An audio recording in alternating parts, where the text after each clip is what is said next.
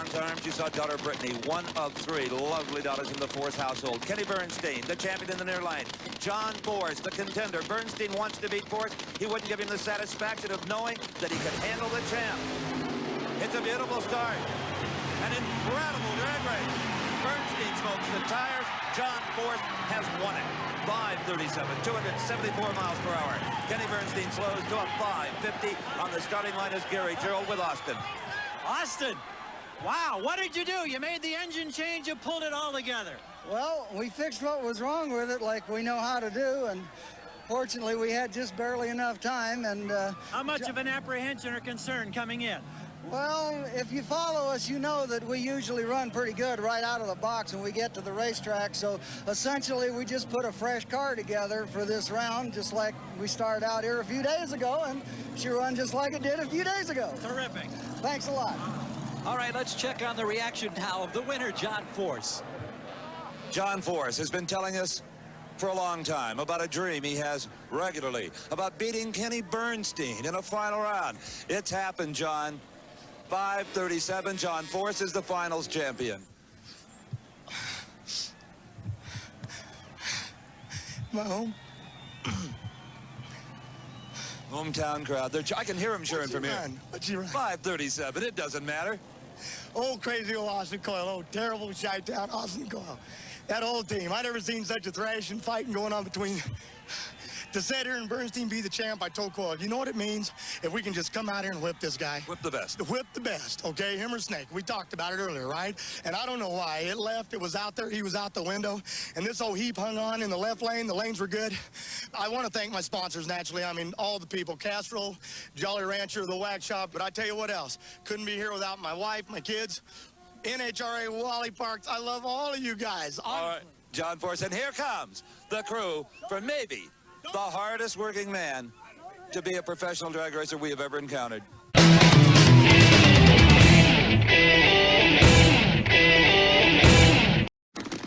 The Joe Pisano-owned Oldsmobile and driven by Mike Dunn has a shot at 2 in a row. He's in the far lane. But the surprise of this event has been Tom Hoover, and I think one of the keys to his success has been the utilization of the high gear only. The no transmission direct lockup clutch system that was installed in his car a couple of races ago. A tremendous battle, and Joe Pisano acknowledges the victory by Mike Dunn. His elapsed time, a 5.52 second run at over 264 miles an hour. Hoover losing at a 5:58, and the advantage at the starting line as we look again, you can see it went to Mike Dunn. By nearly 0.04 of a second, Dunn left the starting line ahead of Tom Hoover, and that just extended as he worked his way down the racetrack till at the finish line, it was more than a car length. This has been the most productive season of Mike Dunn's racing career. 2 victories added to 2 previous wins for a total of 4. Steve? Well, this has been a day for repeat victories. It was Mike Dunn and Eddie Hill sharing the winner's circle at the Super Nationals, and Bob Glidden, too. In fact, all 3 of you. You remember better than I do. Great job. Thank you, boy. It was a tough race. We had a few problems before the final. Had a cracked oil pan, input shaft wasn't going. We didn't think we were ever going to get here, but thanks to the crew, Billy Meyer's crew helped us. Joe Pisano, Gary Slusher, what can I say? Tom King, Frank Pisano, the rest of the crew. I mean, they did an outstanding job. I was just along for the ride again. You know, it's a crew of veterans with your guys and 80-some-odd-year-old George Hoover. The old guys proved they could still turn the wrenches and get it done. Yeah, that's true. You know, Tom Hoover and George's dad, George, did a heck of a job. I mean, they ran good, and I was probably more worried about him in the final than anybody because they were running consistent all day, and I knew I was going to have to cut her close to get them. Everybody's going to the high gear only cars. Do you stick with this? Do you stick with this winner? Well, I don't know. It's working pretty good, don't you think? Absolutely. Maybe we ought to stay with it. I don't know. JP Olds, they just must like that 2-speed. Yeah, and a great job. Always a pleasure. Thank you, Steve.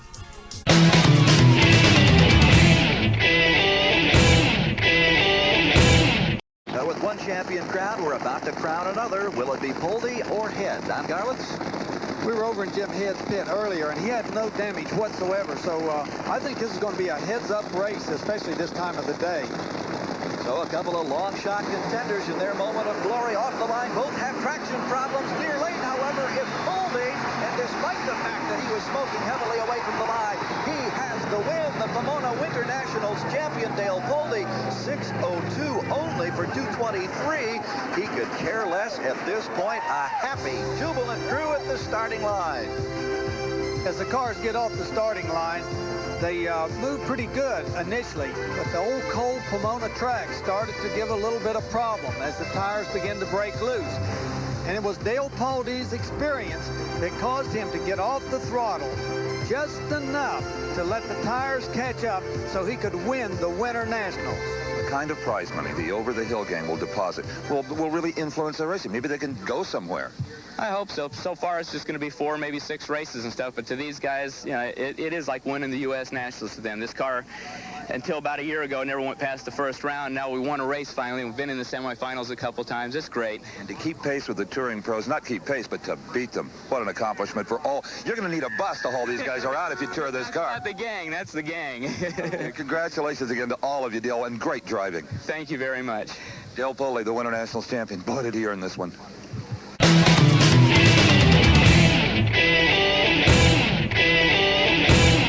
Mike Dunn is a second-generation driver. He is the son of a champion driver himself, Jim Dunn. Both cars into the staging beams, and a great start. Mike Dunn wins the Brand Super Nationals as Bruce Larson, for some unknown reason, slowed right off the starting line. A great reaction time for both drivers, as you can see. If we look again in replay, it was almost identical starts, but Larson fell back. Right at that point, Mike Dunn pulled ahead and stayed ahead. He had to drive this race car as it used up a good bit of the lane, but he got it back in the center as he crossed the finish line. Mike Dunn, the funny car champion. What a pleasure it is to welcome into the winner's circle of the inaugural Fram Super Nationals a young man who's seen the top of the sport and the bottom. Congratulations, magnificent 540. Oh, thanks, Steve. I just got to give credit to the crew. I mean, we didn't want to get too greedy. We felt that we went back and repeated that we had a good shot at, and that's what we did. And the crew did a great job. I can't say enough for the JP1 Oldsmobile. We had a little trouble first round, broke a transmission, and went flawless the rest of the day. I asked car owner Joe P. if he had a lot of desire to win this, and he said, yep, he's got house payments to make. Well, that's right. I got my little girl. She isn't here today, Samantha. She had to start kindergarten this week, so my wife and little girl couldn't be here. But, I mean, this is what it's all for them. I mean, this is what it's all about. This is great. Just makes it that much better.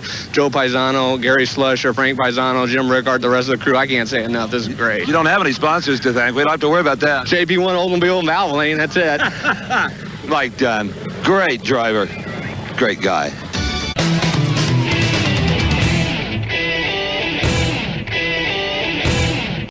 McCullough changing lanes, as I mentioned. He ran a 52 in the near lane. Now he's in the far lane. Will that make a difference? The afternoon has cooled off. The air is a little bit better. They may make a bit more horsepower. Don Garlits is back with us. What do you think? Well, it's a good question there. These cars are pretty evenly matched. Either one makes a mistake, it's all over. But McCullough does have a little performance edge. Now, you're right. It's mistake-free drag racing to put you in the winner's circle these days. The train lanes green. They're off together. Ford's having some control problems. Ed McCullough, just as straight as you can ask for. Ed McCullough has won the AC Delco Southern Nationals Funny Car title for the second time in 3 years. Another 552. Bernie Federley has got that car running terrific in either lane. When we watch the replay, we'll see that Forrest gave it his best shot. Runs a beautiful reaction time, gets a starting line advantage, but just can't hold it because they just too strong over in that other lane. That Bernie Federley put a motor together that was really working good. Ed the Ace McCullough wins it. Let's go to the far end and Steve. Ed McCullough has won his 10th NHRA national event victory. I don't know if you keep score, but we do. Congratulations, Ace. That was a good one. I mean, the boys are tough. This was our week. 552 finished it off. Low ET by a few thousandths. Well, that's good. I mean, the thing's running like, our Oldsmobile here is running like a clock, I just want to say one thing. A good friend of ours, dear friend of ours, David Gerard with Oldsmobile, a little under the weather. We want to wish him, you know, a quick return and come on back out here. This one's for you, David. Warren Johnson had the same sentiments, and I think 2 Oldsmobiles so far in the victory circle are going to cheer old Dave up. Again, anytime you race John Force, it's kind of special, though, because you know how pumped up he is. I tell you what, these guys, they work hard. They run a lot of races, you know. I mean, they're coast to coast, back and forth all the time, and, you know, my hat's off to the boys. They do a good job. I mean, my hat's off to our guys, Bernie Federle, Corey Lee, Chris McNichol, our whole gang, you know, did an outstanding job here. We've got some consistency. Miller, Oldsmobile, here we are.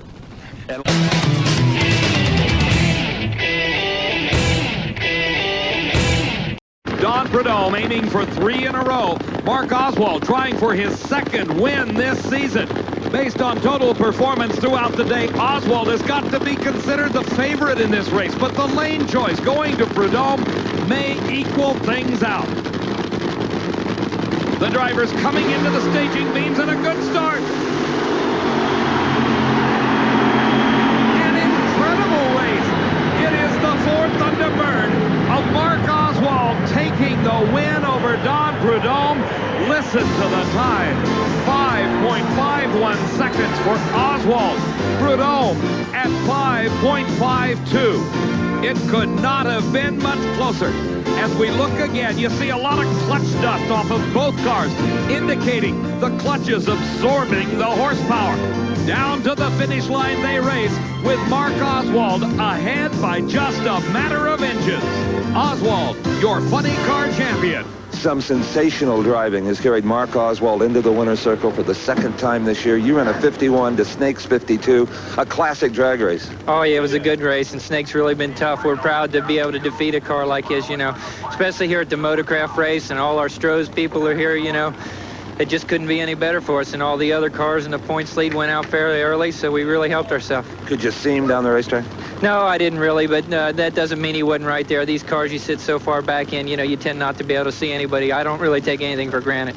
Is there such a thing as feeling him there, knowing he's there? Well, I felt I was ahead. That's all I could say. Great job. Terrific. Thanks, Steve.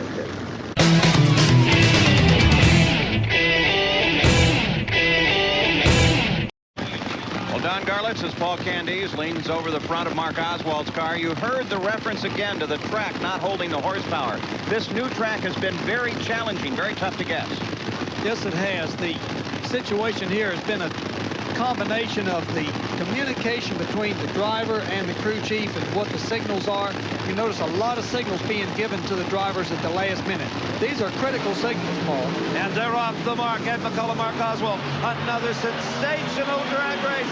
It is Mark Oswald. Paul Candies looks at the scoreboard and he knows his driver had a better reaction time because McCullough went a 5.54 and lost to Oswald's 5.55. 5.54 for Ed McCullough. Low ET of the meet and lose the race. And right there's where it was lost. Oswald moved first, no question about it. Both cars got lots of clutch dust coming out of the back end. They basically had everything figured out right.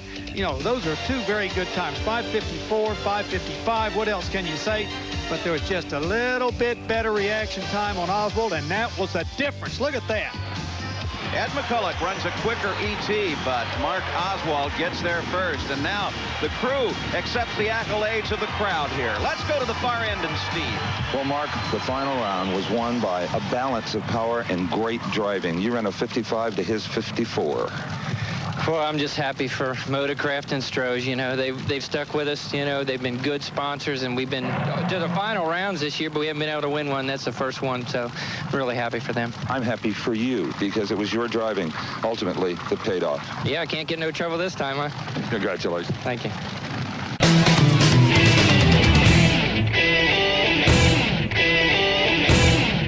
The crew chief for Ed McCullough, Bernie Federle, backing him up into his own track. On the other side of this quarter-mile racetrack, Dale Armstrong doing the same for his driver, Kenny Bernstein. You can tell by the pensive look on Armstrong's face. He's wondering, did I make the right decisions? Well, of course, Don, that's got to be on Federle's mind, too. Well, of course it is, Dave, because this is the most important race of the year as far as I'm concerned, and I'm sure they feel the same way. Here we go.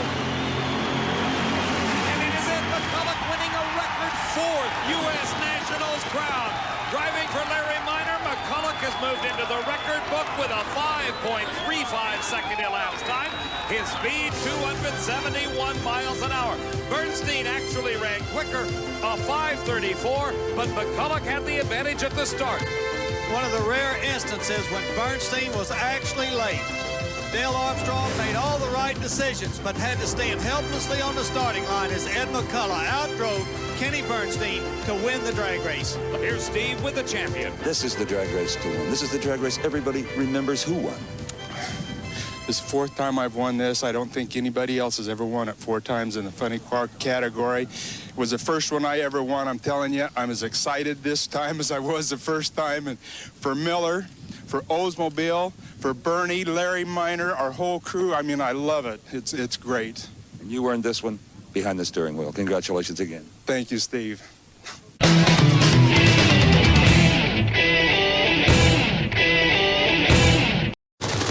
Time now for the finals in Funny Car Eliminator.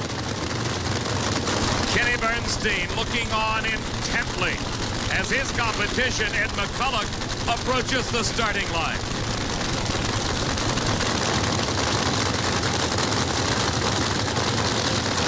They're both pre-staged. Bernstein into the staging beams first. McCulloch now set. Look at the front wheels on Bernstein's car. And Bernstein wins the race. The elapsed time, 5.36 seconds. McCulloch was quicker with a 5:34. A reversal of what happened at the U.S. Nationals. Bernstein utilizing the starting line advantage and having a wild ride down that racetrack.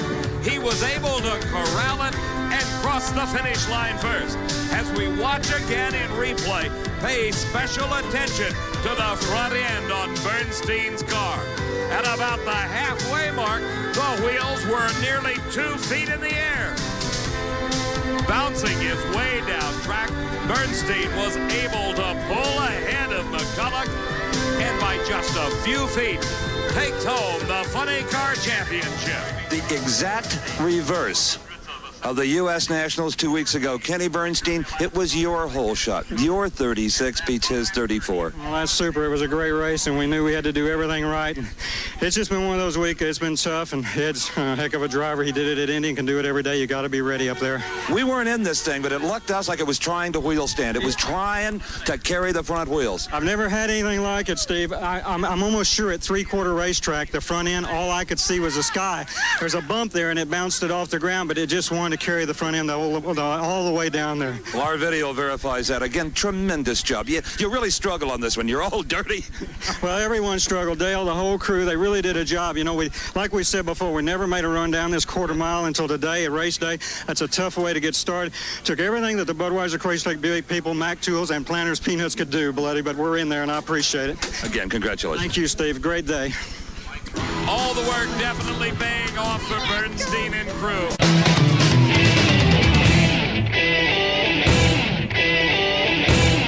Congratulations to the top fuel champ. Now we're set for the Funny Car final. Bernstein in the near lane. In the far lane, the Oldsmobile-bodied car of Bruce Larson. Both drivers set. And it's the advantage to Larson. And an upset. Bruce Larson defeats the reigning Winston champion. Bruce Larson wins his first ever NHRA National Event title, putting away the defending Cajun Nationals champion, Kenny Bernstein. Let's watch how he did it. It was that advantage on the starting line for Bruce Larson that paid off 1,320 feet later. As they approached the finish line, it was a pick'em race. It's races like this that prove out the value of the electronic timing and scoring system, because it was truly inches, separating those two cars at the finish. Steve's at the far end with the champion. There's no prouder moment for a driver like Bruce Larson to win on driving ability. A whole shot has done it. You've won your first one. How do you feel? It's just beautiful. You know, it's a lifetime devoted to trying to get here, and we're going to stay here. And I have to believe that looking at the performance today. Now, you said the car would run a little quicker, and it did pick up the pace a bit. Yeah, I was going to give the credit to Tim because I thought horsepower won the race. I moved at the other end of the track. No, you won it, my friend. I know, but thanks. Yeah, and I just, you know, I'm so pleased that I got to say it again that, you know, Century Tax and Gauges and my crew and the Amato crew have put me where I am. And after all this time, we're going to stay right here. Thank you. Bruce Larson has won his first one and salvaged the day for the Amato team.